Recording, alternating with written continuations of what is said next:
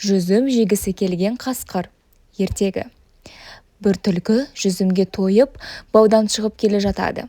Оны көрген қасқыр: «Жүзімді қайдан жедің? Айтшы, мен де жейін. Егер айтпасаң, өзімді жайратамын», дейді ақырып. «Ойбай, Қасеке, құлдық», дейді күлкі жымыңдап. «Сізден несі жасырайын? Анау баудың ішінде жүзім деген толып тұр. Жүріңіз, ертіп алып барайын».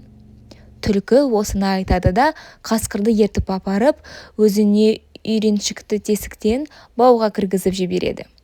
Қасқыр таңсық көрген жүзіміне әбден тойып, баудан қайта шығайын десе, әлгі тесіктен өте алмай, кептеліп қалады.